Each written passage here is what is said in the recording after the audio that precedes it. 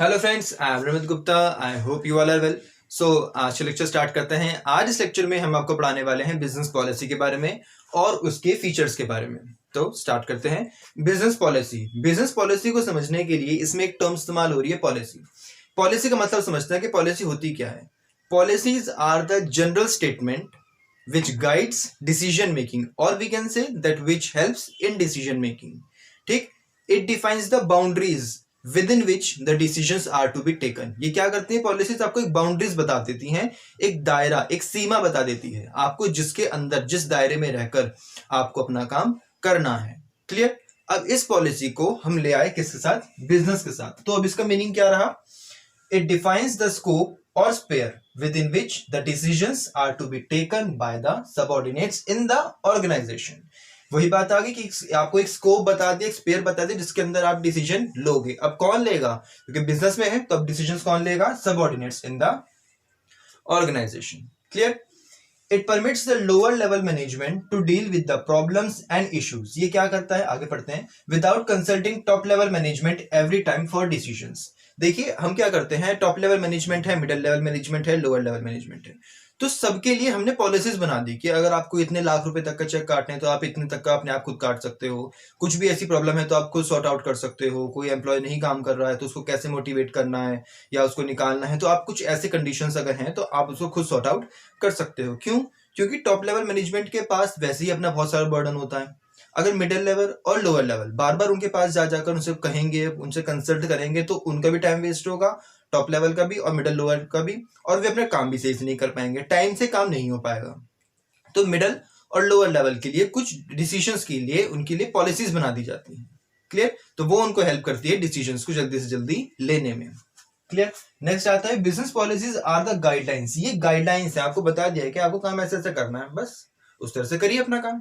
Clear? Developed by an organisation. कौन develop करता है? ऑर्गेनाइजेशन ही डेवलप करती है। टू गवर्न इट्स एक्शन, जिससे उसका जो काम है, मिडल वाला काम अपना सही तरीके से कर सके, लोअर वाला अपना सही तरीके से कर सके। उसे पता है कि मेरा काम क्या है। अगर कोई प्रॉब्लम आ रही है तो उनको गाइडलाइंस दे रखी है, आप इन गाइडलाइंस को चेक करो, उस हिसाब से अपना काम कर दो। Clear? They define the limit within which the organisation goals are achieve. उनको बता रखा है कि ऑर्गेनाइजेशन का गोल कैसे अचीव करना है। मिडल वाले का काम इतना है, अगर उस काम को करने में कोई प्रॉब्लम है, you can check the guidelines. आप चेक करिए गाइडलाइंस को, उसमें से आपको जितना लग रहा है उस तरह से करिए, अपना काम पूरा कर दीजिए। लोअर लेवल के पास पहुंच गया, अब अगर कोई दिक्कत है तो लोअर लेवल वो अपनी गाइडलाइंस चेक करेगा कि उसके पास क्या गाइडलाइंस आई हुई थी। क्लियर? जिससे कि जो मेन गोल है वो अचीव हो सके और ऑर्गेनाइजेशन में, हमारे बिजनेस में कोई भी ट्रबल या कोई भी कंफ्यूजन क्रिएट ना हो। तो ये होती है हमारी business policy. I hope business policy का मीनिंग क्लियर हुआ होगा। नेक्स्ट अब हम पढ़ते हैं इसके फीचर्स के बारे में। क्लियर? इसके हमारे पास specific, clear, stable, simple, uniform and appropriate, ये हमारे इसके हैं फीचर्स। सबसे पहला हमारा आता है specific. That business policy should be specific और we can say that it should be definite. क्यों?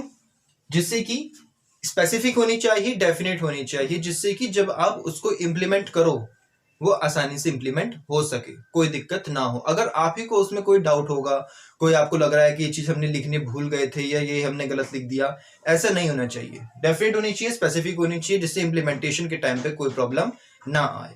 Clear? Next, it should B clear. आपके माइंड में भी, जो टॉप लेवल बना रहा है उसके माइंड में भी, और जिसके लिए बना रहा है, मिडिल लेवल है चाहे लोअर लेवल है, उनको भी क्लियर होनी चाहिए। कोई भी उसमें पॉइंट या कोई भी चीज ऐसी नहीं होनी चाहिए जो समझ में नहीं आए। इट शुड बी क्लियर, क्योंकि वो बहुत लंबे टाइम के लिए आपको इस्तेमाल करनी है।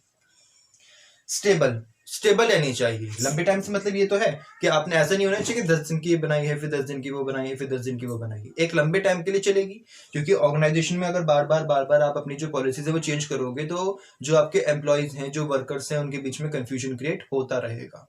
ठीक? इट शुड बी स्टेबल, कुछ टाइम के लिए ऐसी हो कि वो स्टेबल रहे, बार बार चेंज नहीं होनी चाहिए।